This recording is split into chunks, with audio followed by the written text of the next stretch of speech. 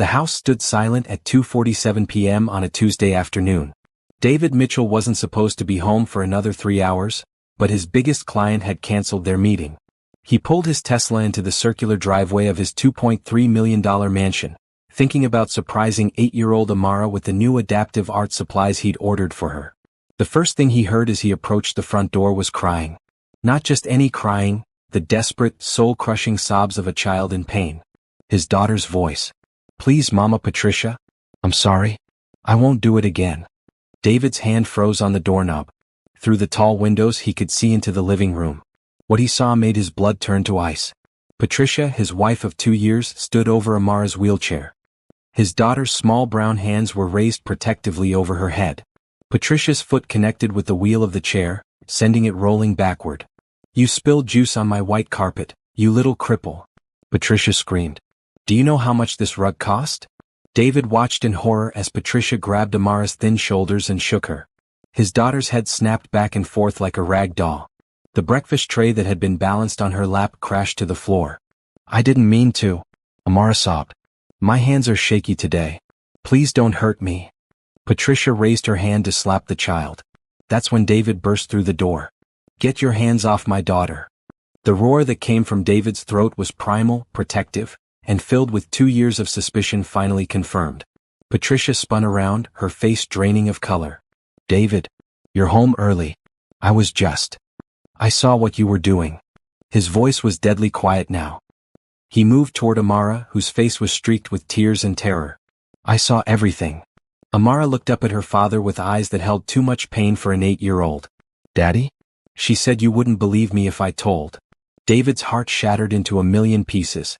He knelt beside his daughter's wheelchair, gently checking her for injuries. A purple bruise was forming on her left arm. Old yellow bruises peeked out from under her sleeves. "How long?" he whispered, his voice breaking. "Since you married her," Amara whispered back. "She said if I told, she'd send me away to a home for broken kids." David stood slowly, turning to face Patricia. The woman who had fooled him for 2 years. The woman who had been torturing his disabled child while he worked 16-hour days to provide for them both. "Pack your bags," he said with terrifying calm. "You have 1 hour. You can't just throw me out. I have rights. We're married. You have no rights in this house. Not after what I just witnessed." David pulled out his phone. "I'm calling the police. And my lawyer. And my security company to change every lock." Patricia's mask finally slipped completely. "You think that little broken girl is more important than me? I gave up everything to marry you. That little broken girl is my daughter. She's worth 1,000 of you." As David dialed 911, he heard a voice from the doorway. "Mr. Mitchell? Is everything all right?"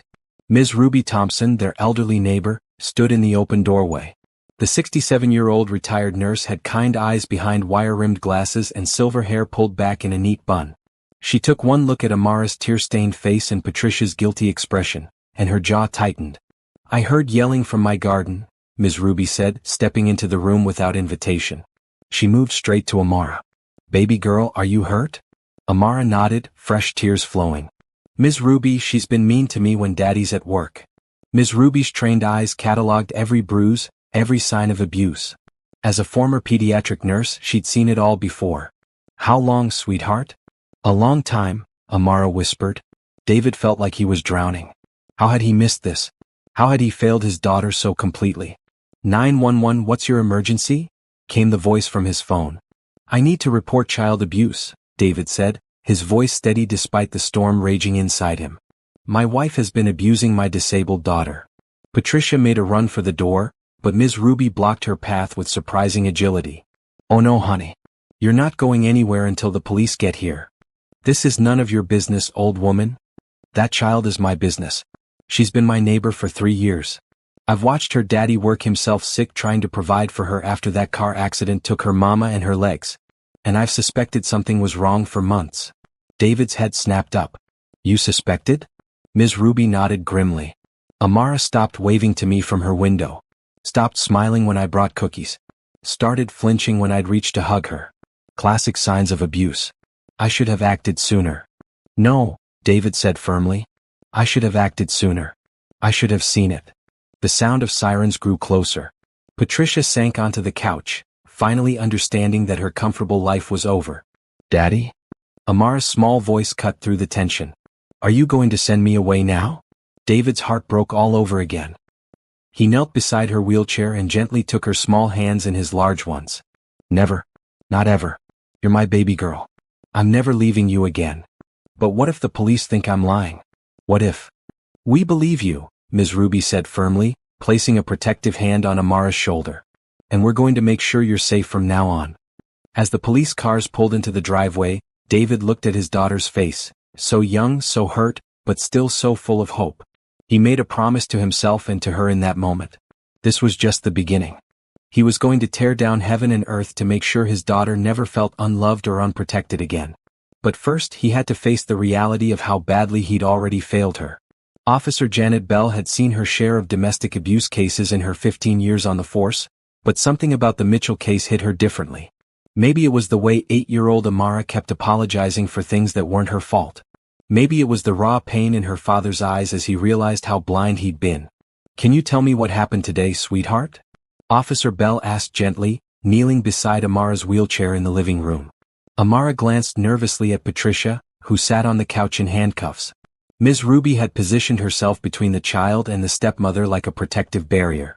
"She got mad because I spilled my juice," Amara whispered. "My hands shake sometimes since my accident. I can't help it." Officer Bell made notes, her expression carefully neutral. "Has this happened before?" Amara nodded, tears starting again. "When Daddy goes to work, she says mean things. Calls me names.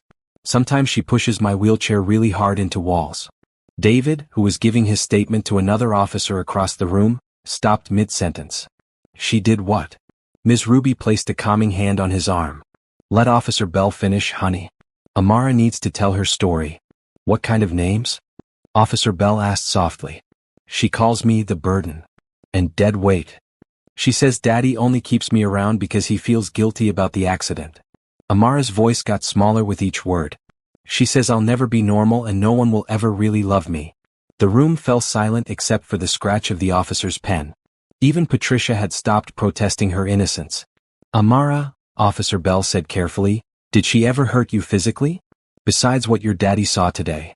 The little girl rolled up her sleeves, revealing a pattern of bruises in various stages of healing. Yellow ones, purple ones, finger-shaped marks on her upper arms. "She squeezes really hard when she's mad. And sometimes she tips my wheelchair a little, just enough to scare me. She says if I tell Daddy, she'll make sure I go to a home where no one visits." David's composure finally cracked. He buried his face in his hands, shoulders shaking. Oh God, baby girl. I'm so sorry." Ms. Ruby moved to comfort him, but kept her protective stance near Amara. "David, you couldn't have known if she was hiding it. But I should have seen the signs. I'm her father. I'm supposed to protect her." "You are protecting her," Officer Bell said firmly. "You came home, you saw what was happening, and you immediately called for help. That's exactly what a good father does." She turned back to Amara. "Sweetie, I need you to be very brave and tell me, did she ever hurt you in ways that made you feel uncomfortable about your body?" Amara shook her head quickly. "No, ma'am. Just the squeezing and pushing and yelling." Officer Bell nodded, relief visible on her face. "Okay. You've been very brave telling me this. Is there anything else you think I should know?"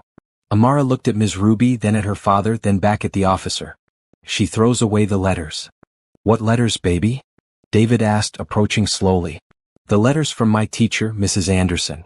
The ones about how good I'm doing in school. And the cards from my friends. She throws them in the trash and tells me no one really cares about a broken girl." Ms. Ruby's eyes flashed with anger. "That woman destroyed that baby's mail?"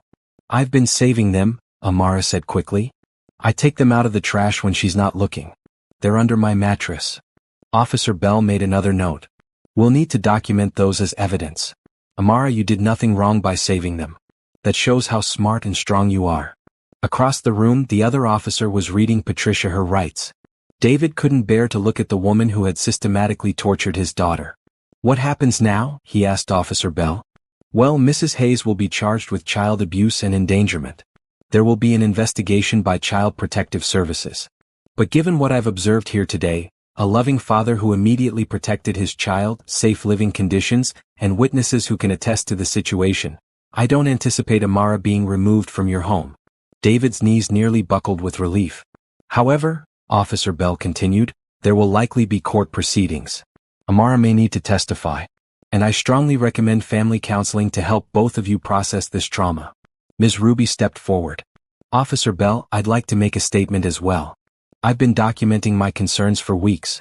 I have photographs of this child's demeanor changes, times when I heard yelling from this house, and instances when I observed that woman's treatment of Amara. You have photographs? David asked. Honey, I was a pediatric nurse for 40 years. I know abuse when I see it. I've been building a case to bring to you, but I wanted to be absolutely certain. Ms. Ruby's voice was kind but firm. I just pray I hadn't waited too long. Officer Bell collected Ms. Ruby's contact information. As the officers prepared to leave with Patricia, the stepmother turned to David one last time. You'll regret this, she hissed. I'll take you for everything you're worth. I'll drag you through court until you wish you'd never. Ma'am, Officer Bell interrupted coldly, I suggest you save your energy for finding a good lawyer. After Patricia was led away in handcuffs, the house felt different. Quieter but somehow less tense. David sat heavily in his armchair, emotionally drained. Ms. Ruby hadn't left. She was in the kitchen making tea and what smelled like grilled cheese sandwiches. Ms. Ruby, David called out, you don't have to? Yes, I do, she called back. This baby needs food and you need to eat something before you collapse. And we all need to talk about what comes next. Amara wheeled her chair closer to her father. Daddy? Are you mad at me for not telling you sooner? David immediately pulled her into his arms, mindful of her bruises. No, sweetheart. I'm mad at myself for not seeing it. I'm mad at her for hurting you. But I'm not mad at you. Not ever. She said you'd be angry if you found out I was more trouble than I was worth. Listen to me very carefully, David said, tilting her chin up to look at him. You are worth everything to me. Everything. You are not trouble. You are not a burden. You are my daughter, and I love you more than all the stars in the sky. Ms. Ruby appeared with a tray of sandwiches and 3 cups of sweet tea. That woman filled this child's head with poison. It's going to take time to undo that damage. I'll do whatever it takes, David said firmly. Good. Because tomorrow morning we're going to start making phone calls. You'll need a family lawyer, a child psychologist, and probably a good therapist for yourself too. David looked at this remarkable woman who had stepped into their crisis without hesitation. Ms. Ruby, why are you helping us? The elderly woman settled into a chair with her tea. Because that's what neighbors do. That's what community means. And because. She paused, her eyes growing misty. I lost my own granddaughter in a car accident 5 years ago. She was about Amara's age. I couldn't save her, but I can help save this one. Amara reached out and took Ms. Ruby's wrinkled hand. I'm sorry about your granddaughter. Thank you, baby girl. She would have liked you very much. As they sat there eating sandwiches and planning for the challenges ahead, David felt something he hadn't experienced in years, hope. Not just for legal justice but for healing. For his daughter to believe in her own worth again. But he also felt the weight of what lay ahead. Patricia wouldn't go quietly. There would be court battles, media attention, and more pain before they found peace. Still, looking at Amara's face, bruised but brave, he knew they would face it together. 3 days after Patricia's arrest, David's mansion felt like mission control for a complex operation. His dining room table was covered with legal documents, medical reports, and photographs. Ms. Ruby had become his unofficial chief of staff, organizing everything with military precision. The family court hearing is scheduled for next Friday, announced Destiny Clark, the young black social worker assigned to Amara's case. At 29, she was sharp, experienced, and utterly devoted to protecting children. That's when Judge Harris will decide on temporary custody arrangements. David looked up from the stack of character reference letters he'd been reading. Will Amara have to testify? Possibly. Judge Harris is known for being thorough, especially in cases involving disabled children. Destiny made a note in her thick file. How is Amara handling all of this? As if summoned by the question, Amara wheeled into the dining room. She'd been quieter than usual, but Dr. Lisa Grant, the child psychologist David had hired, said that was normal after trauma disclosure. Can I help? Amara asked, looking at all the paperwork. Ms. Ruby immediately made space beside her. Of course you can, baby girl. You're the most important person in this whole case. Destiny smiled at the child. Amara, I need to ask you some more questions about what happened. Is that okay? Amara nodded solemnly. Over the past few days, she'd answered the same questions for police officers, doctors, and lawyers. Each time she got a little braver, a little more detailed. "Tell me about the day Ms. Ruby took the pictures," Destiny said, opening her laptop. Ms. Ruby leaned forward. "That was about 3 weeks ago. I was watering my roses when I heard crying from the backyard. I was trying to reach my ball," Amara said quietly. "Patricia told me to get it myself or I couldn't eat lunch. But it rolled under the deck and I couldn't reach it from my wheelchair." "What happened next?" "She came outside and started yelling at me for being useless. She tipped my chair backward a little bit. Not all the way but enough that I got really scared." Ms. Ruby's jaw tightened. "I saw that woman deliberately frighten this child. I took pictures through my kitchen window. The angle shows everything." Destiny made notes. "Those photographs are crucial evidence. They show a pattern of abuse, not just an isolated incident." David's lawyer, Robert Chin, no relation to the forbidden name list, walked in carrying another box of documents. "David, I have the employment records Patricia requested. She's claiming she gave up her career to care for Amara." "That's a lie," Amara said suddenly, surprising everyone with the firmness in her voice. "She never took care of me. She made me do everything myself even when my hands were shaking really bad."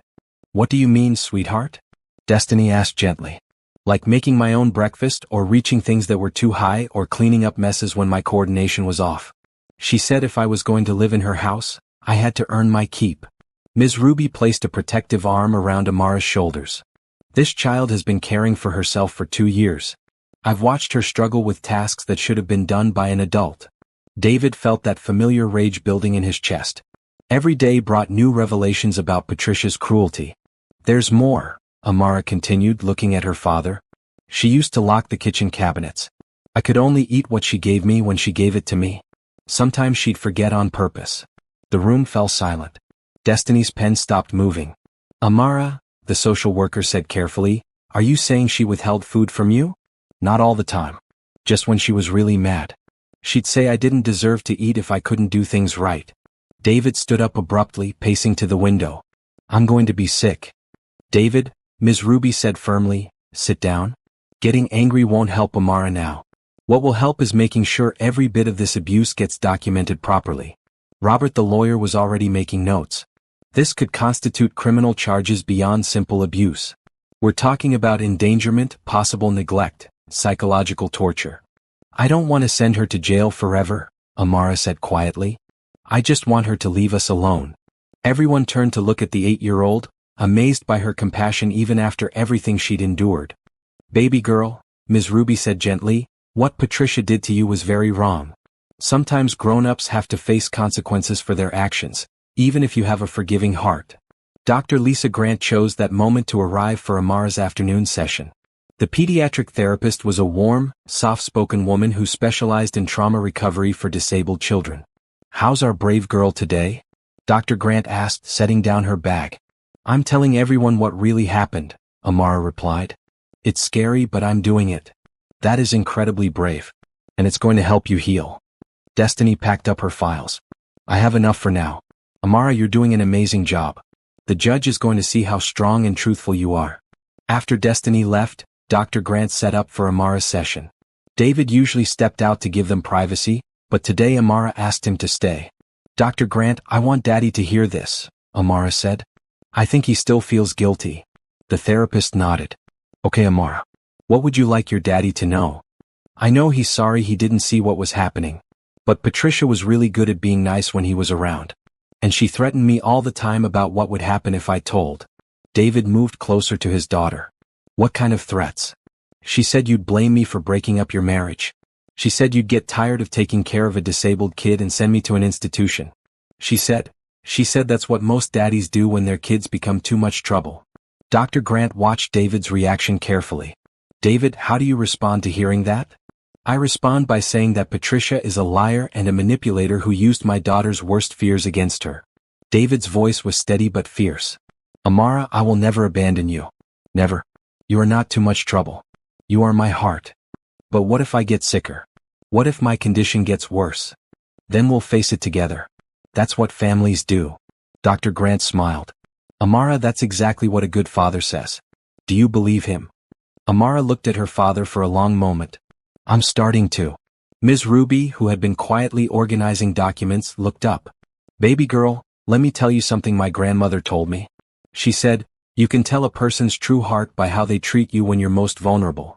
Your daddy's heart is showing right now." "Ms. Ruby?" Amara asked suddenly. "Will you come to court with us?" Wild horses couldn't keep me away.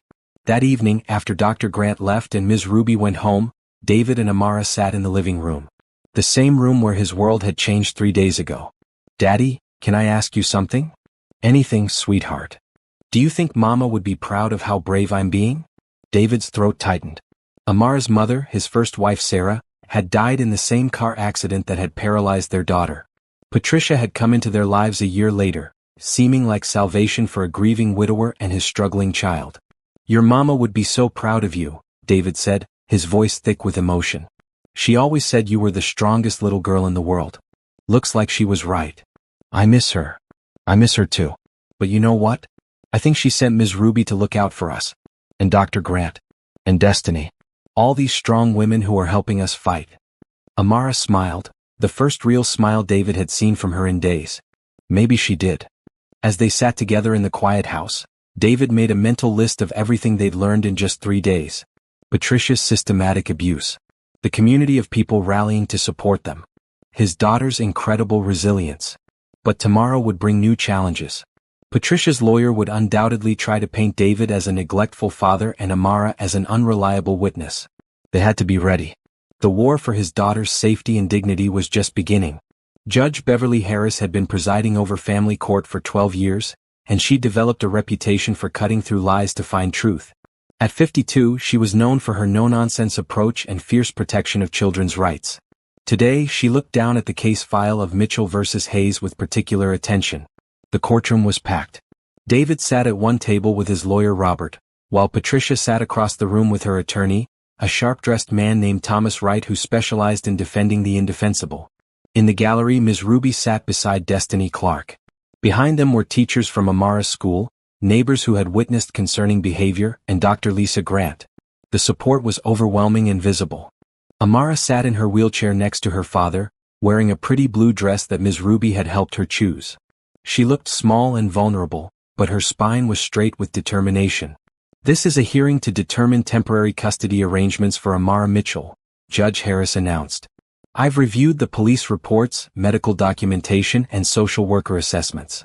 Today, I want to hear from the people involved." Patricia's lawyer stood first. "Your Honor, my client has been falsely accused of child abuse by a man who was never home and a child who may be confused about normal disciplinary actions."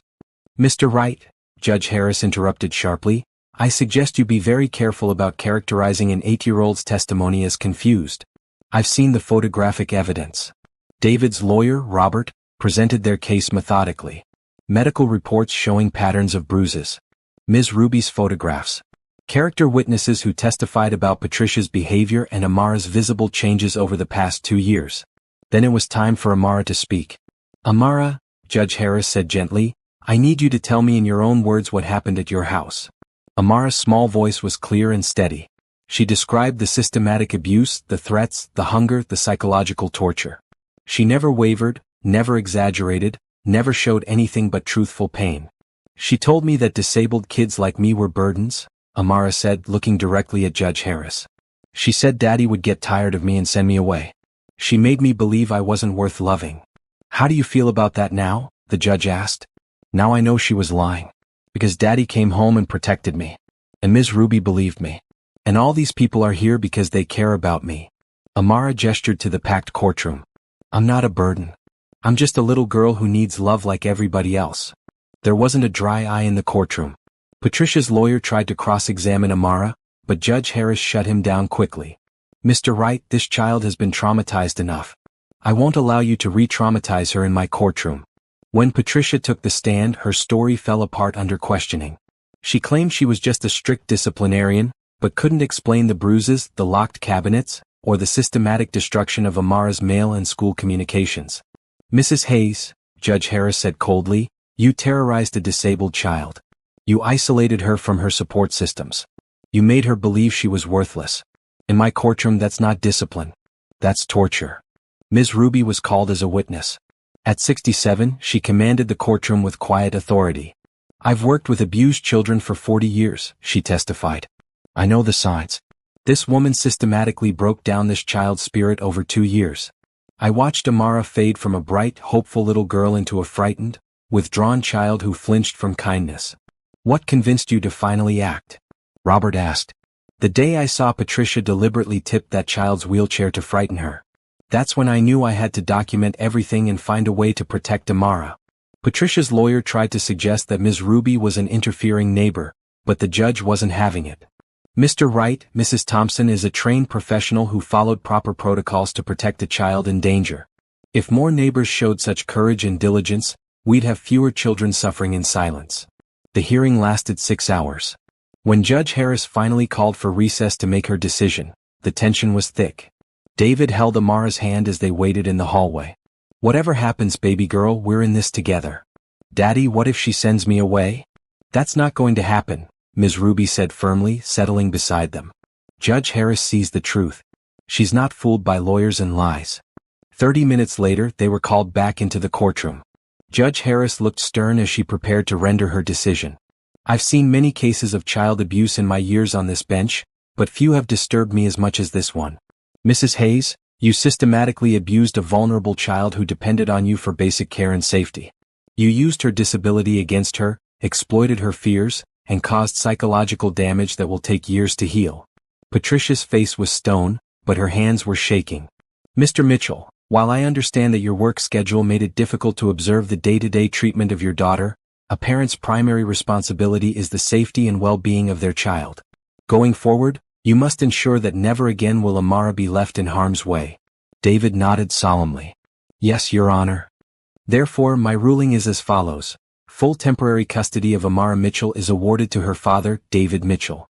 Mrs. Patricia Hayes is prohibited from any contact with the minor child, either direct or indirect. A restraining order is hereby issued, and Mrs. Hayes must vacate the family home within 24 hours. Relief flooded through David like a wave. Amara squeezed his hand tightly. But Judge Harris wasn't finished. "Furthermore, I'm ordering that Mrs. Hayes undergoes psychological evaluation and anger management counseling. The district attorney's office will pursue criminal charges for child abuse and endangerment." She turned to Amara. "Young lady, you showed tremendous courage today. Never let anyone make you feel less valuable because of your disability. You are precious, you are worthy, and you deserve to be loved and protected." "Thank you, ma'am," Amara said softly. "Mr. Mitchell, I'm also ordering continued family counseling and regular check-ins with Child Protective Services. Not because I doubt your commitment, but because this family has trauma to heal." "We understand, Your Honor." As they left the courthouse, Amara was surrounded by love. Ms. Ruby walked beside her wheelchair, Destiny carried the celebration flowers that had appeared from somewhere, and Dr. Grant promised a special session to process the day's emotions. Outside on the courthouse steps, David knelt beside his daughter's wheelchair. "We did it, baby girl. You're safe now." "We all did it," Amara corrected, looking around at their circle of supporters. "Ms. Ruby and Destiny and Dr. Grant and you, Daddy. We're a team." Ms. Ruby wiped away tears. "That's right, honey. And teams stick together." As they walked to their cars, Amara asked, "Daddy, what happens now?" "Now we go home. We heal. We build a life where you never have to be afraid again." "Will Patricia try to come back?" "No, sweetheart. The judge made sure of that. She can't contact us or come near our house." That evening their house felt different. Not just safe but hopeful. Ms. Ruby had prepared a celebration dinner, and Dr. Grant joined them to talk through the day's intense emotions. "Amara," Dr. Grant said over dessert, "you were incredibly brave today. How do you feel now?" "Tired, but good tired. Like when you work really hard on something important." "That's exactly what you did. You worked hard to tell your truth and it made you free." David tucked his daughter into bed that night with a heart full of gratitude. They'd won the first battle. But he knew the real work was just beginning, helping Amara rebuild her sense of self-worth and trust in the world. "Daddy?" Amara said sleepily. "I love you. I love you too, baby girl. More than you'll ever know." As he turned off her light, David made a silent promise to his late wife Sarah, to Ms. Ruby, to Judge Harris, and most of all to Amara. Never again would his daughter face the world alone and unprotected. The healing could finally begin. 6 weeks after the custody hearing, David Mitchell walked through his house and marveled at how different it felt. Where there had once been tension and fear, now there was laughter and music. The sound of Amara singing along to her favorite songs drifted from the living room, where she was working on an art project with Ms. Ruby. "Daddy?" Amara called as he entered. "Look what I made." She held up a watercolor painting of their house, but in her version, the windows were filled with smiling faces. Her, David, Ms. Ruby, Dr. Grant, and even Destiny. Bright flowers surrounded the house and a rainbow arced overhead. "It's beautiful, sweetheart," David said, genuinely moved. "Who are all these people in the windows?" "That's our family," Amara said matter-of-factly. "Not just blood family but heart family too." Ms. Ruby, who had become a daily presence in their lives, smiled from her spot at the coffee table where she was organizing Amara's schoolwork. At 67, she had more energy than people half her age, and she'd thrown herself into helping with Amara's care and education. "Heart family," Ms. Ruby repeated thoughtfully. "I like that, baby girl." The doorbell rang and David went to answer it. Destiny Clark stood on the porch with her usual warm smile and ever-present clipboard. "How's our star doing today?" Destiny asked, following David into the living room. "I'm painting," Amara announced, showing off her artwork. "And guess what? I got an A on my math test." "That's wonderful. I knew you were brilliant." Destiny had been coming by twice a week for the court-mandated check-ins, but her visits had evolved into something more like family-friend calls. She genuinely cared about Amara's progress and had become another pillar in their support system. "David, can we talk privately for a minute?" Destiny asked. They stepped into the kitchen while Ms. Ruby continued to help Amara with her art project. "How are you holding up?" Destiny asked. "Really?" David considered the question. "Better than I expected. Amara's resilience amazes me every day, but I still have moments where the guilt hits hard. That's normal. Trauma affects the whole family, not just the direct victim." Destiny made a note in her file. "Are you still seeing your therapist?" "Yes. Dr. Martinez is helping me work through the guilt and learn better ways to balance work and parenting. I've restructured my entire business model to be more present." It was true. David had hired additional staff, delegated major projects, and established strict boundaries about work hours. His company was running just as efficiently, but now he was home every evening by 6 p.m. and available for all of Amara's important moments. "And how is she doing with the nightmares?" "They're getting less frequent. Dr. Grant says that's normal as she feels safer. Ms. Ruby staying in the guest room has helped a lot too." Ms. Ruby had officially moved into their guest suite 3 weeks earlier. What had started as temporary support during the initial crisis had evolved into a permanent arrangement that benefited everyone. Amara had constant, loving supervision, David had peace of mind when traveling for business, and Ms. Ruby had found new purpose in caring for a child who adored her. "I want to talk to you about something," Destiny said, lowering her voice. "Patricia's lawyer has filed an appeal." David's blood ran cold. "An appeal of what?" "The custody decision and the restraining order. He's claiming judicial bias and procedural errors." "Can she win?" "Highly unlikely given the evidence. But it means there might be another hearing in a few months. I wanted you to know so you could prepare Amara." David rubbed his temples. "Just when life was getting back to normal. Does she have to testify again?" "Probably not. Judge Harris documented everything thoroughly, and we have even more evidence now of Amara's improvement in a safe environment. But I wanted you to be aware." They rejoined Amara and Ms. Ruby in the living room. Amara looked up at her father with concern. "Is everything okay, Daddy? You look worried." David knelt beside her wheelchair. "Everything's fine, sweetheart. Destiny just had some grown-up business to discuss." "About Patricia?" It still amazed David how perceptive his daughter was. "A little bit. But nothing for you to worry about. We have an excellent team protecting us." Ms. Ruby reached over and squeezed Amara's hand. "That's right, baby girl. And remember what we talked about, you're safe now. Whatever happens with the legal stuff is for the adults to handle." Dr. Grant arrived for Amara's afternoon session, bringing her usual energy and warmth. The pediatric therapist had become another crucial part of Amara's healing journey. "How's my favorite artist today?" Dr. Grant asked, examining Amara's painting. "I'm good. Want to see something cool?" Amara wheeled over to the piano in the corner, a baby grand that had sat unused since Sarah's death. She'd been taking lessons again for the first time since before Patricia entered their lives. Her small fingers found the keys, and she played a simple but beautiful melody. "I'm learning Amazing Grace. Ms. Ruby taught me the chords." That was lovely, Dr. Grant said sincerely. Music is wonderful therapy for emotional healing. As they settled in for their session, David and Ms. Ruby stepped out to give them privacy. They sat on the back porch watching birds at the feeder Ms. Ruby had installed. She's a different child than she was 6 weeks ago, Ms. Ruby observed. Night and day, David agreed. Sometimes I catch her just laughing at something on TV or singing to herself, and I remember what joy looks like on her face. That woman tried to break her spirit, but spirits like Amara's don't break. They just hide until it's safe to shine again. David looked at this remarkable woman who had saved his daughter's life. Ms. Ruby, I don't know how to thank you for everything you've done. You don't need to thank me. This is what community looks like. This is what love in action looks like. But you've given up your own life to help us. Ms. Ruby chuckled. Honey, at my age I was looking for a new purpose. Amara gave me that. She makes me feel needed and useful again. If anything, she saved me too. That evening, after Dr. Grant left and Destiny finished her visit, the three of them had dinner together. It had become their routine. David, Amara, and Ms. Ruby around the kitchen table, sharing stories from their day. Daddy, Amara said over her spaghetti, can I ask you something? Always.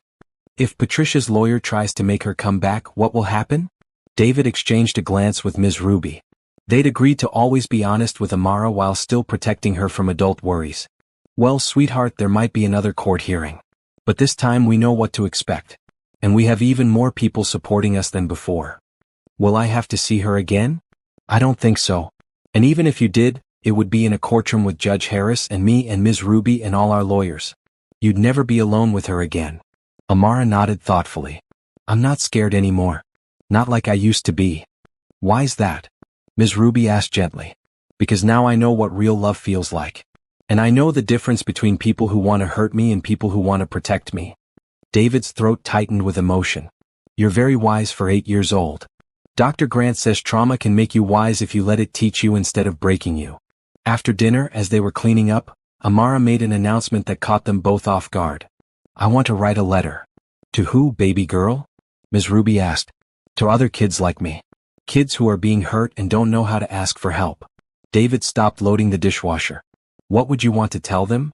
That they're not alone. That it's not their fault. That there are good grown-ups who will believe them if they're brave enough to tell the truth. Ms. Ruby sat down beside her. That's a beautiful idea, sweetheart. But are you sure you're ready for something like that? I think so. Dr. Grant says helping other people can help you heal too. That night, as David tucked Amara into bed, she surprised him again. Daddy, I forgive Patricia. You, what? I forgive her. Not because what she did was okay, but because carrying anger makes my heart heavy. Dr. Grant taught me that forgiveness is for me, not for her. David marveled at his daughter's wisdom and compassion. That doesn't mean you have to see her or let her back in our lives. I know. But I don't want to hate her anymore. Hate is too heavy to carry. As he kissed her goodnight, David reflected on the incredible transformation they'd all undergone. 6 weeks ago, his daughter had been a frightened, broken child who believed she was worthless. Tonight, she was planning to help other children and practicing forgiveness. The road ahead might still have challenges, legal battles, continued therapy, the ongoing work of healing. But for the first time in years, David felt truly hopeful about their future.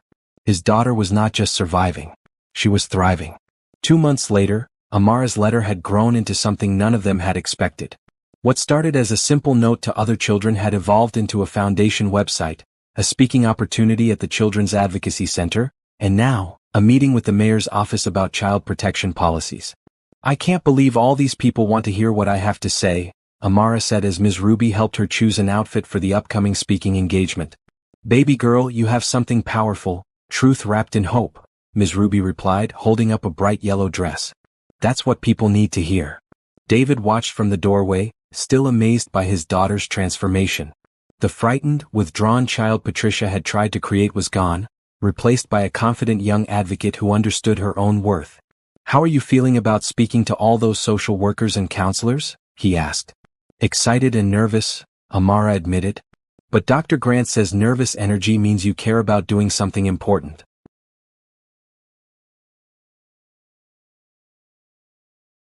Dr. Grant had been instrumental in helping Amara process her experience and find her voice. The pediatric therapist had guided her through trauma recovery and into something unexpected, post-traumatic growth. You know, David said, sitting on the edge of Amara's bed. Your mom would be so proud of you. I know, Amara said confidently. I think about her when I get scared. I ask myself what she would want me to do, and the answer is always to be brave and help other people. The doorbell interrupted their conversation. Destiny Clark had arrived for what was now a weekly visit that had evolved from court-mandated supervision to genuine friendship. There's my favorite advocate. Destiny called as she entered the room. Are you ready for your big speech tomorrow? I think so. Want to hear me practice? Absolutely. Amara wheeled to the center of the room and straightened her shoulders. Over the past weeks, she'd found a natural confidence in speaking about her experience. Hi, my name is Amara Mitchell. I'm 8 years old and I want to tell you about finding your voice when someone tries to take it away. She spoke for 10 minutes about recognizing abuse, finding trusted adults, and believing in your own worth. Her words were simple but powerful, delivered with the authenticity that only comes from lived experience. 2 months ago, I thought I was broken and worthless, she concluded. Today, I know I'm valuable and loved. The difference wasn't in me changing, it was in the people around me seeing my worth and reflecting it back to me. The room was silent for a moment. Even though they'd heard variations of this speech many times, it still moved them. Perfect, Destiny said, wiping away tears. You're going to change lives tomorrow. I hope so. That's the point, right? That evening, an unexpected visitor arrived. Judge Beverly Harris stood on their doorstep, looking less formal than she had in the courtroom but no less commanding. Your Honor, David said, surprised. Please come in. I hope I'm not intruding. I wanted to speak with Amara before her presentation tomorrow. They gathered in the living room, where Judge Harris sat across from Amara with a warm smile. I've been following your advocacy work, the judge said. I'm very impressed with what you're doing. Thank you, ma'am. I just want to help kids like me. Can I tell you something? In my 12 years on the family court bench, I've seen many children who survived abuse. Most of them struggle for years to find their voice again. You've not only found yours, you're using it to lift others. Amara beamed with pride. Ms. Ruby says when bad things happen we get to choose what to do with them. I chose to make something good. Very wise. I actually have a request. Would you be willing to speak to a group of family court judges next month? We're having a training conference on recognizing and responding to child abuse. David started to respond, but Amara spoke first. Yes, ma'am. I'd be honored. After Judge Harris left, David found himself alone with Ms. Ruby in the kitchen. I'm amazed by what she's become, he said, gesturing toward the living room where Amara was video calling with Dr. Grant to discuss tomorrow's speech.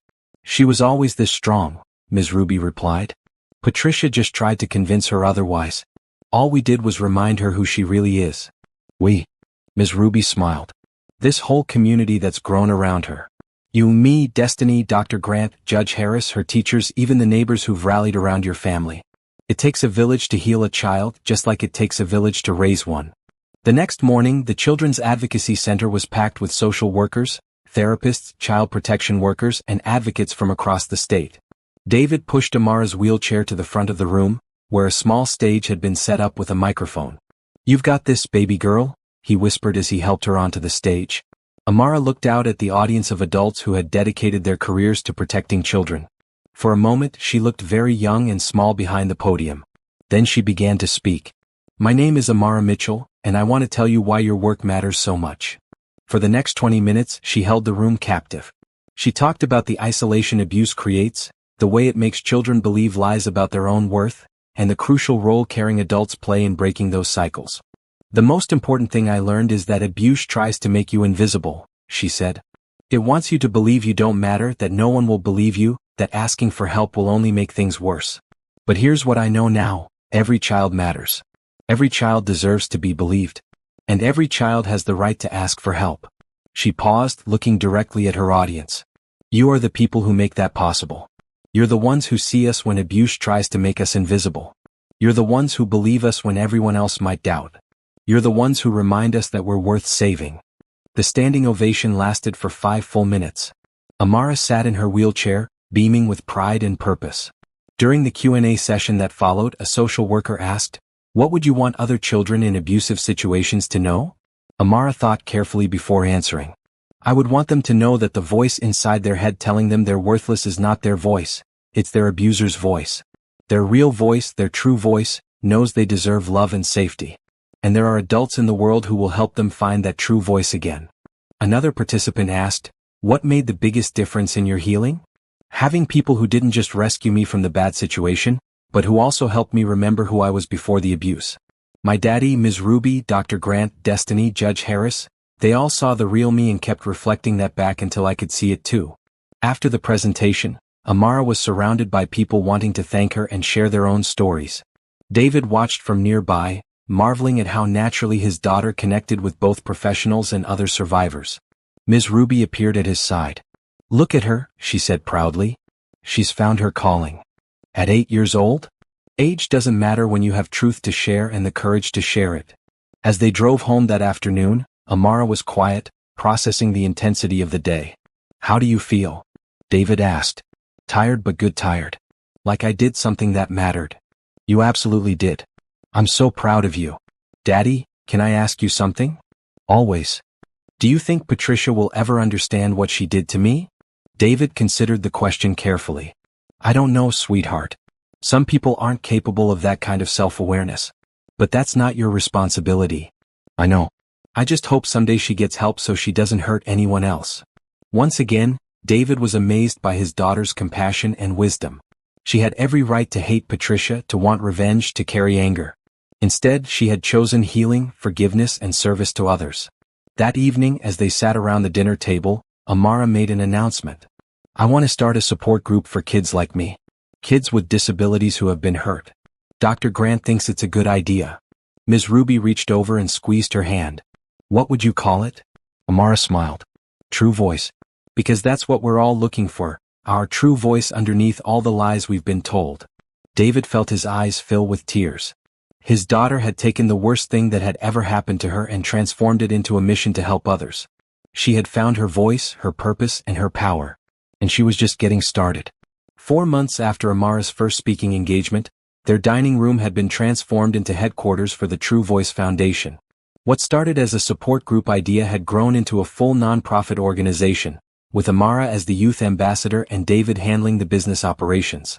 "We have 17 kids signed up for next week's workshop," Ms. Ruby announced, reviewing the registration forms spread across the table.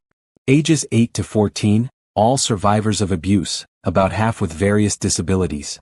Amara looked up from her art supplies, where she was creating welcome cards for the new participants. "Are any of them as scared as I was in the beginning?" "Probably," Destiny said, joining them after her regular visit to check on Amara's continued progress. "But they're also hopeful just like you were. That's why they're coming." Dr. Grant had helped design the True Voice program to combine peer support, art therapy, and advocacy training. The goal wasn't just healing, it was empowerment. "I got a call from Children's Hospital today," David said, entering with coffee for the adults and hot chocolate for Amara. "They want to start a True Voice chapter in their trauma unit." "Really?" Amara's eyes lit up. "Kids in the hospital need to know they matter too." "That's not all," David continued with a smile.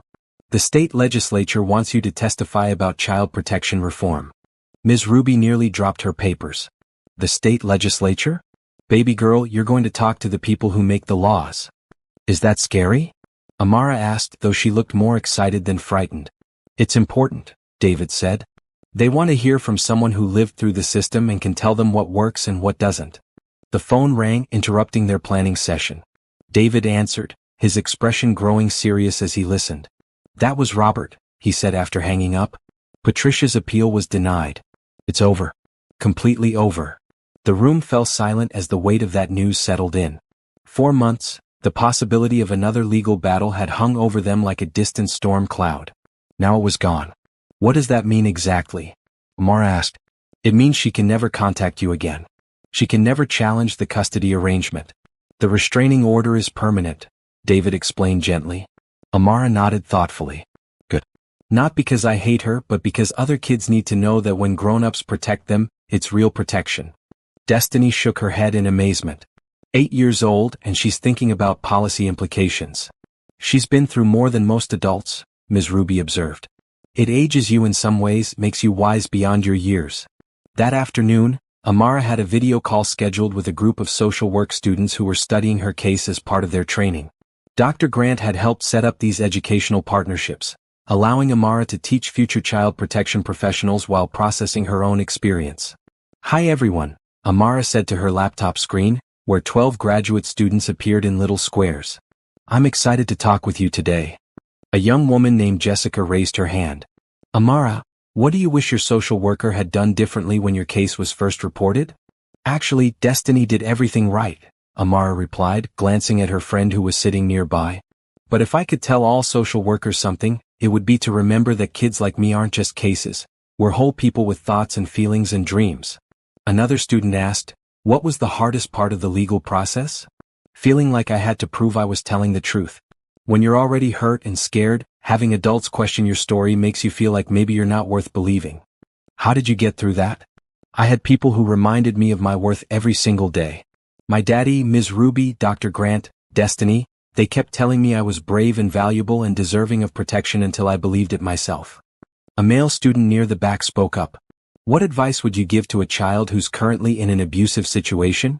Amara considered the question carefully. I would tell them that the scared voice in their head isn't their real voice. Their real voice knows they deserve love and safety. And I would tell them to keep looking for a trusted adult until they find one who believes them, because those adults are out there. After the call ended, Dr. Grant arrived for what had become their weekly strategy session rather than traditional therapy. Amara had graduated from trauma recovery to trauma leadership. How did it feel talking to those students? Dr. Grant asked. Good. Like I was planting seeds. Maybe one of them will save a kid like me someday because they remembered something I said. You're developing quite a sophisticated understanding of social change, Dr. Grant observed with a smile.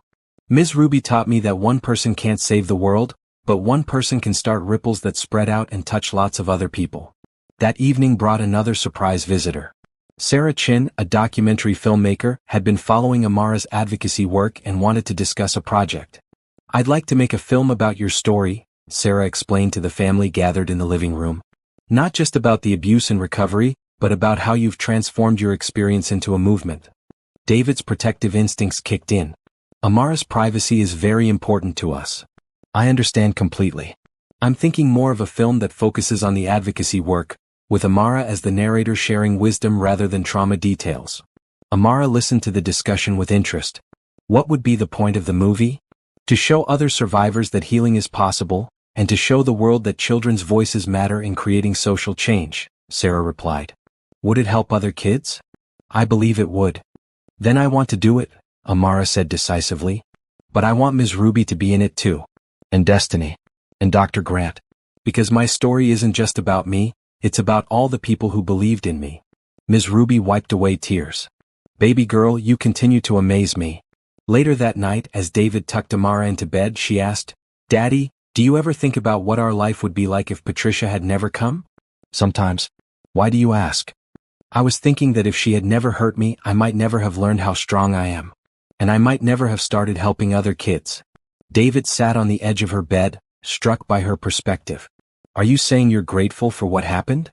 Not grateful for the hurt, but grateful for what I became because of how we handled the hurt. Does that make sense? Perfect sense. That's very wise thinking, sweetheart. Dr. Grant calls it post-traumatic growth. When something bad makes you stronger and more compassionate instead of just breaking you. And what do you call it? Amara smiled. I call it finding my superpowers. Because now I can help other kids find theirs too. As David kissed her goodnight, he marveled at the journey they'd taken together. From that terrible afternoon when he'd discovered Patricia's abuse to this moment, with his daughter planning to address the state legislature and star in a documentary about child advocacy. The scared, broken child Patricia had tried to create was gone forever. In her place was a young leader who understood that her scars were not sources of shame, but sources of strength. And she was using that strength to change the world, one child at a time. The ripples of change that started in their living room were spreading far beyond anything they had imagined possible. The state capitol building rose before them like a temple of democracy, its dome gleaming in the morning sun. Amara pressed her face to the car window as they approached, taking in the magnitude of where she was about to speak. It's so big, she whispered. But you're bigger, Ms. Ruby said from beside her, straightening Amara's navy blue dress, chosen specifically to convey both youth and professionalism. Your voice is bigger than any building. David parked and unloaded Amara's wheelchair, his hands shaking slightly with nerves. In his pocket was a speech he'd prepared in case Amara got overwhelmed and needed him to speak for her. He hoped he wouldn't need it. The legislative committee room was packed with lawmakers, child advocates, social workers, and media representatives.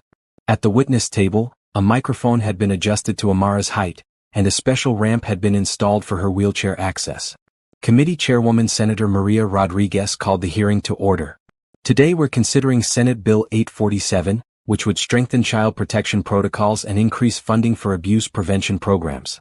Our first witness is Miss Amara Mitchell, Youth Ambassador for the True Voice Foundation. Amara wheeled to the witness table, looking tiny but determined. David, Ms. Ruby, Destiny, and Dr. Grant sat in the front row of the gallery, their faces full of pride and support. "Good morning," Amara said into the microphone, her clear voice carrying through the room. "My name is Amara Mitchell. I'm 9 years old now, and I'm here to talk to you about protecting kids like me." She paused, looking around the room at the assembled lawmakers. "A year ago, I was being hurt every day by someone who was supposed to take care of me. I thought I was worthless, that I deserved the pain, and that no one would believe me if I told the truth." The room was completely silent.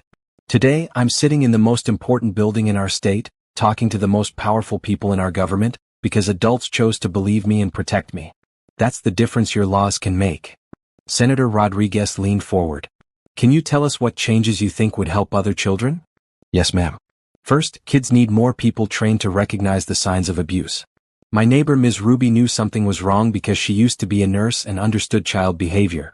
But what if she hadn't lived next door? What if no one in my life knew what to look for?" Murmurs of agreement rippled through the room. "Second, kids with disabilities need special protection. People hurt us because they think we can't fight back or that no one will believe us. We need laws that make hurting a disabled child an automatic serious crime." Senator James Thompson, known for his tough stance on crime, nodded approvingly. "What else?" "Third, families need support before they break. My daddy worked so many hours trying to provide for me that he didn't see what was happening at home. If there had been better childcare resources or family support services, maybe Patricia wouldn't have had so many chances to hurt me." David felt tears start in his eyes. Even in her testimony, Amara was thinking about how to prevent future abuse rather than just punish past abuse. "Finally," Amara continued, "survivors need their voices heard in making these policies. You wouldn't make laws about roads without talking to drivers. You shouldn't make laws about child protection without talking to kids who've been through the system." Senator Rodriguez consulted her notes. "Miss Mitchell, what would you say to lawmakers who think these programs cost too much money?" Amara's response was immediate and powerful. "How much does it cost to let a child grow up broken? How much does it cost when kids like me end up in foster care or homeless, or addicted to drugs because no one helped us heal? How much does it cost when we don't become doctors or teachers or inventors because abuse convinced us we weren't worth anything?" The room erupted in applause. Even the typically stoic legislators were visibly moved. "Investing in protecting children isn't just the right thing to do," Amara continued when the applause died down. "It's the smart thing to do. Every kid you save today might grow up to cure cancer or become president or just be a good parent who breaks the cycle of hurt." Senator Rodriguez looked around at her colleagues. "Are there any other questions for Miss Mitchell?" Senator Thompson raised his hand. "Amara, in your experience, what's the most important thing adults can do to help abused children?" "Believe us," Amara said without hesitation. "Don't make us prove we're telling the truth. Don't make us convince you we're worth saving. Just believe us and act to protect us. Everything else can be figured out later, but if you don't believe us first, nothing else matters." As Amara finished her testimony and wheeled back to her family, the committee room buzzed with energy. Several lawmakers approached her personally to thank her for her courage and insight. "Miss Mitchell," Senator Rodriguez said, "I want you to know that your testimony today will be part of the official record. Years from now, when people study how child protection laws evolved, your voice will be preserved as part of that history." Amara beamed with pride. "Will it help other kids?" "I believe it will help many other kids." That afternoon, local news crews interviewed Amara on the Capitol steps. She handled their questions with the poise of someone much older, always bringing the focus back to helping other children rather than her personal story. "What's next for the True Voice Foundation?" a reporter asked. "We're opening 3 new chapters in other states," Amara replied. "And we're working with schools to teach kids how to recognize abuse and find trusted adults to tell." "Do you have a message for other young survivors watching this?" Amara looked directly into the camera. "Your voice matters. Your story matters. You matter. And there are adults in this world who will fight for you if you give them the chance. That evening, they celebrated at Amara's favorite restaurant, a small Italian place where the owner, Mrs. Martinelli, always made sure Amara's wheelchair had the perfect spot at their usual table. "I'm so proud of you, baby girl," David said, raising his glass of soda. "You were amazing today." "We were amazing," Amara corrected. "All of us together." Ms. Ruby wiped away happy tears. "When I saw you up there talking to those senators like you'd been doing it your whole life, I thought about how far we've all come." "What was your favorite part?" Dr. Grant asked. "When Senator Thompson said they were going to name the new child protection funding the True Voice Initiative," Amara replied. "That means every kid who gets help because of that money will know that survivors like us helped make it happen." Destiny pulled out her phone to show them something. "Look at this. Your testimony is trending on social media. Hashtag True Voice Matters is being shared thousands of times." Amara looked at the screen full of supportive comments from adults and other young survivors around the world. "Really? People I don't even know are listening?" "Your voice is carrying farther than you ever imagined," David said. As they drove home that evening, Amara was quiet, processing the enormity of the day. Finally she spoke. "Daddy, I want to tell you something." "What's that, sweetheart?" "A year ago I thought my life was ruined because of what Patricia did to me. Today I realized that everything good in my life came from learning to heal from what she did." David pulled the car over, too emotional to drive safely. He turned to look at his remarkable daughter. "What do you mean?" "I mean, if she had never hurt me, I wouldn't have learned how strong I am. I wouldn't have met all these amazing people who became our family. I wouldn't have found my purpose helping other kids. I wouldn't have discovered that my voice could change laws and save lives." Ms. Ruby reached over and took Amara's hand. "That's the most profound thing I've ever heard anyone say at any age. Does that make me weird, to be grateful for something so terrible?" "No, baby girl," David said, his voice thick with emotion. "It makes you extraordinary. It makes you a true overcomer." As they drove the rest of the way home, Amara already making plans for the next True Voice workshop and her upcoming documentary filming, David reflected on the incredible transformation they'd all undergone. His daughter hadn't just survived abuse, she transformed it into a force for good in the world. She hadn't just found her voice, she was teaching others to find theirs. And this was only the beginning of what she would accomplish.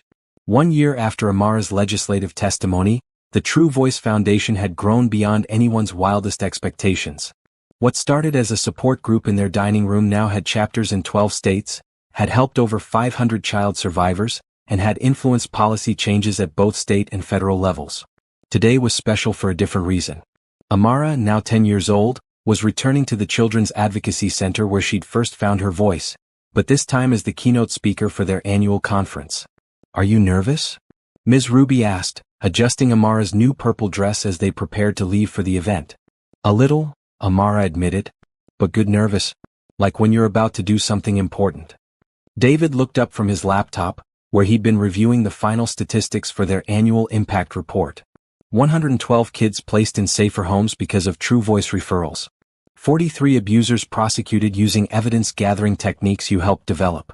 15 new laws passed with language you helped write. "That's just numbers on paper," Amara said thoughtfully. "The real impact is in the kids who know they matter now." Dr. Grant arrived early as she always did for Amara's big speaking events. Over the past year, their therapeutic relationship had evolved into something more like mentorship, with Dr. Grant helping Amara navigate the psychological complexities of being a young leader in trauma advocacy. "How's our star feeling?" Dr. Grant asked, settling into her usual spot on the couch. "Like, I want to make sure I say exactly the right thing. There are going to be 800 people there, and some of them might be survivors who are just starting their healing journey. What do you want them to know?" Amara considered the question carefully. That healing isn't about forgetting what happened or pretending it didn't hurt. It's about deciding that what happened to you won't define what you do with your life.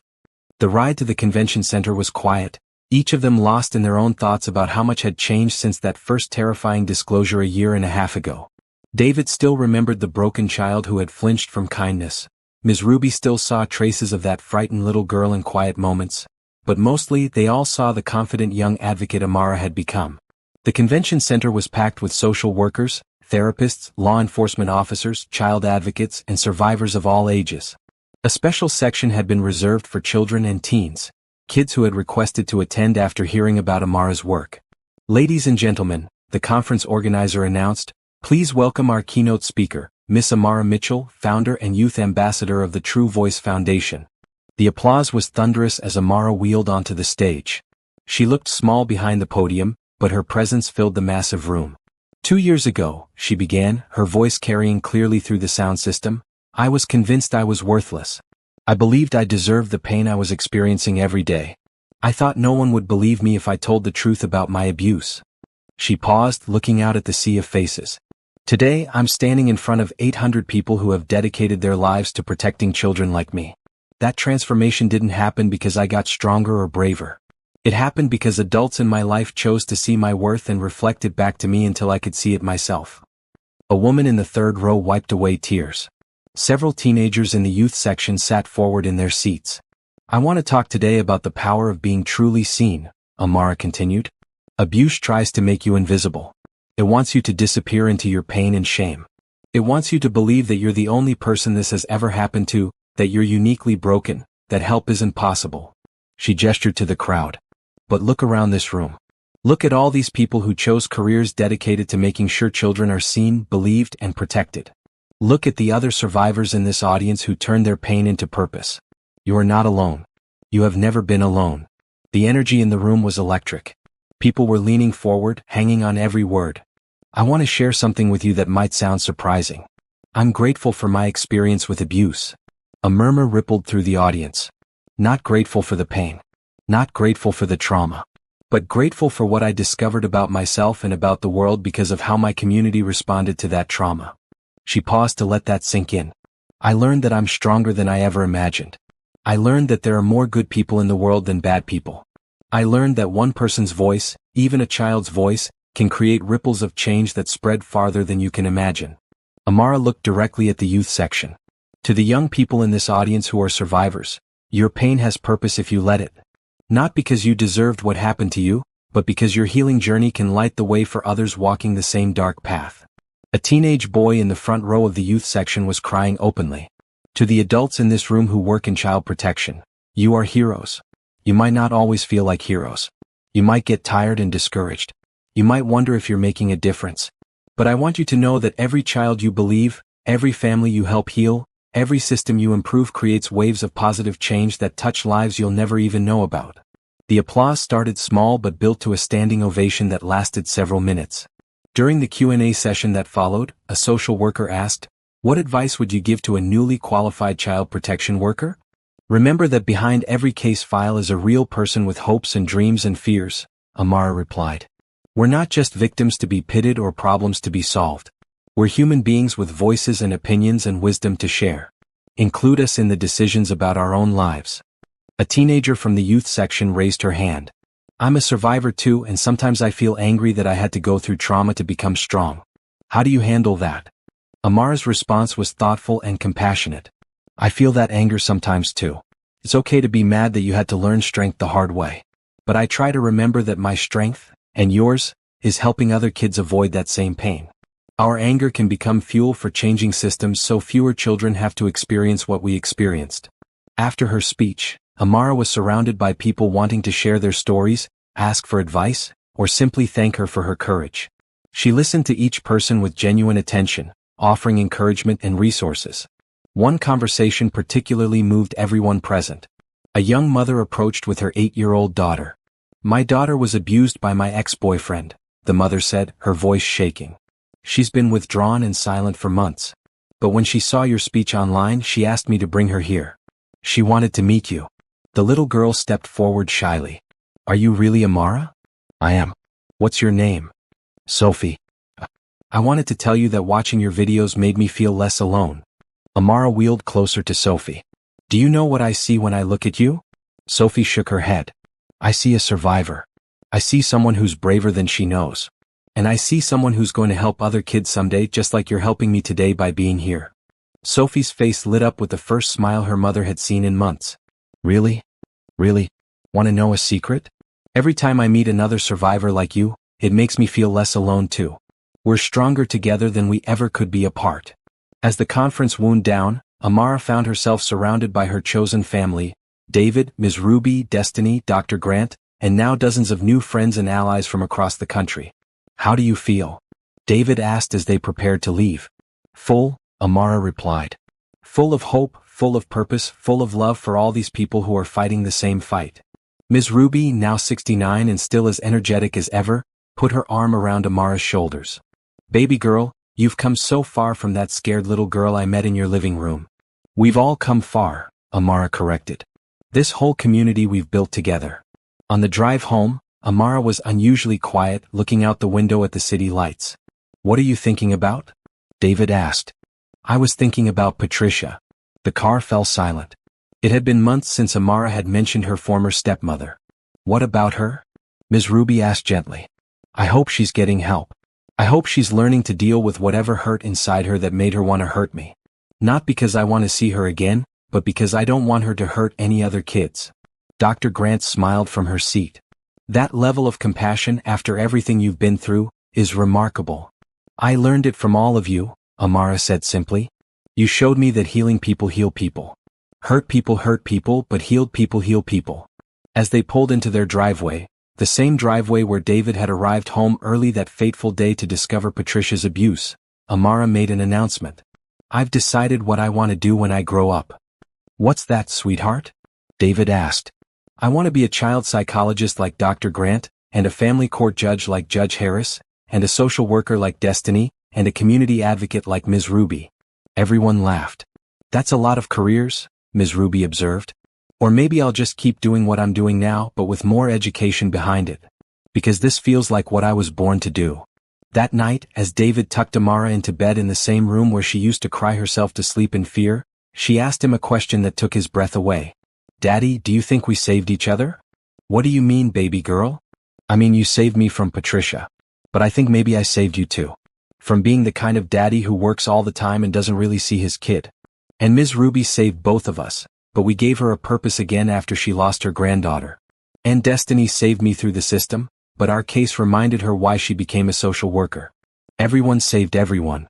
David kissed her forehead, marveling once again at her wisdom. I think you're exactly right. We all saved each other.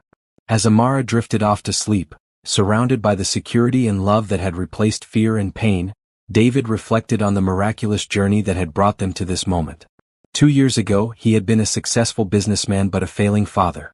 Today he was still successful, but more importantly he was present, protective, and proud of the extraordinary young woman his daughter was becoming. Tomorrow would bring new challenges, new opportunities to advocate for vulnerable children, new chances to use their story to create positive change in the world. But tonight, they were simply a family who had found their way through darkness into light, and who were using that light to guide others home. The healing was complete. The mission was just beginning. 5 years had passed since that life-changing afternoon when David discovered Patricia's abuse. Amara, now 13, sat in her wheelchair at the head of a conference table in the True Voice Foundation's new headquarters, leading a board meeting with the confidence of someone twice her age. The legislative package passed in 3 more states this month, she reported to the assembled board members, which included Judge Harris, Destiny Clark, and Dr. Grant, along with several other child advocates and survivors. That brings us to 32 states with true voice-influenced child protection laws. David, now serving as the Foundation's executive director, pulled up the impact statistics on the wall screen. We've directly served over 3,000 child survivors, trained more than 15,000 professionals, and our advocacy work has influenced policies affecting millions of children nationwide. Ms. Ruby, now 72 and officially the Foundation's Director of Community Outreach, raised her hand. But what I'm most proud of is this. Remember little Sophie, the girl who met Amara at the conference 2 years ago? Everyone nodded. She just started her own peer support group for young survivors in her school district. She's 13 now, same as Amara, and she's finding her own voice to help other kids. Amara beamed with pride. That's the real success metric. When the kids we help start helping others, that's when you know the healing has become generational change. Dr. Grant consulted her notes. Speaking of generational change, I have some interesting data from our longitudinal study. Children who participate in True Voice programs show significantly better long-term outcomes compared to traditional therapy alone. Higher self-esteem, better academic performance, lower rates of risky behaviors. What makes the difference? Asked Judge Harris. The peer advocacy component, Amara answered. When survivors help other survivors, it completes the healing circle. You can't fully heal from trauma until you transform it into something that serves others. It was a sophisticated analysis from someone who had just entered 8th grade, but no one in the room was surprised. Amara had been thinking and speaking at this level for years now. "I have an announcement," David said, pulling out an official-looking letter. "The Department of Health and Human Services wants to appoint Amara to the National Advisory Committee on Child Abuse and Neglect." The room erupted in applause. At 13, Amara would be the youngest person ever appointed to advise the federal government on child protection policy. "When do they want an answer?" Amara asked pragmatically. "Next week." "Then I need to talk to my team," she said, gesturing around the room. "I never make big decisions without consulting the people who helped me become who I am." Ms. Ruby wiped away proud tears. "Baby girl, you just keep amazing us." After the board meeting, the core family gathered in David's office. The same people who had rallied around Amara during her darkest days, now celebrating her greatest triumph. "Are you ready for Washington, D.C.? Destiny asked. "I think so. But I want to make sure I'm appointed for the right reasons. Not as a token young person, but because my perspective can actually help change policies that protect children." Dr. Grant nodded approvingly. "That's exactly the right question to ask. What would you want to focus on if you accept? Disability rights and child protection, prevention programs that strengthen families before they break, and making sure survivor voices are centered in all policy discussions." Judge Harris leaned forward. "Amara, I want to tell you something. In my 20 years on the bench, I've seen many children who survived abuse. Most of them struggle for years to rebuild their lives. You didn't just rebuild your life, you built a movement that's protecting thousands of other children." "I had help," Amara said simply, looking around at her chosen family. "None of this would have been possible without all of you believing in me first." "But you did the work," David said firmly. "You found the courage to speak truth to power over and over again even when it was scary." That evening they had dinner at Mrs. Martinelli's restaurant, where Amara's regular table now had a small plaque reading "Reserved for our favorite advocate." The elderly Italian woman still made sure Amara's wheelchair had the perfect spot and always brought her a special dessert. "Mrs. Martinelli," Amara said as the woman approached with their usual orders, "I have some news." "Tell me, cara mia." "The government in Washington wants me to help make laws to protect children." Mrs. Martinelli's eyes filled with tears. She had watched Amara grow from a traumatized child into a confident advocate over the years. "Madonna mia. My little girl is going to change the world." "I'm already changing the world," Amara replied with a smile. "Now I just get to do it from a bigger stage." As they ate dinner, David found himself reflecting on the incredible journey that had brought them to this moment. The terrified father who had discovered his daughter being abused was now running a national foundation. The broken child who had believed she was worthless was now being asked to advise the federal government. "Daddy," Amara said, interrupting his thoughts, "remember when I used to ask if you thought Mama would be proud of me?" "I remember. I don't ask that anymore." "Why not?" "Because now I know. She sent all of you to help me become who I was meant to be. She's not just proud of me, she's proud of all of us for becoming the family she would have wanted me to have." Ms. Ruby reached across the table and squeezed Amara's hand. "Your mama was a smart woman. She knew you'd need a village to raise you, especially after what you'd been through." "And what a village it's been," Destiny added, gesturing around the table. "A businessman who learned to put family first, a retired nurse who found new purpose, a social worker who remembered why she chose her calling, a therapist who discovered the power of peer advocacy, and a judge who saw justice through the eyes of the child it was meant to protect." Dr. Grant raised her water glass. "To Amara, who taught us all that healing isn't about forgetting the past, it's about transforming it into hope for the future." "To all of us," Amara corrected, "for proving that families aren't just made by blood. They're made by choice, by commitment, and by love that shows up even when it's hard." Later that evening, as David tucked his 13-year-old daughter into bed, a ritual they still maintained despite her growing independence, Amara asked him a question that brought tears to his eyes. "Daddy, do you think we've made Patricia's abuse meaningless by turning it into something good?" David considered the question carefully. "What do you think?" "I think we've made it powerless. She wanted to break me to make me feel worthless and alone. Instead, I discovered my worth and built a community of people who believe in protecting children. She wanted to silence me. Instead, I found my voice and taught others to find theirs. That sounds like the most complete victory possible." "It's not about defeating her," Amara said thoughtfully. "It's about proving that love is stronger than hate, that healing is more powerful than hurting, and that what people do to you doesn't have to determine what you do with your life." As David turned out the lights, Amara made one final observation that would stay with him forever. You know what the best part is, Daddy? Somewhere out there tonight there's a little girl or boy who's scared and hurt and convinced they're worthless. But tomorrow, because of the work we've done, someone's going to believe them. Someone's going to protect them. Someone's going to show them they matter. And they'll heal just like you did. And then they'll help someone else heal just like I'm doing.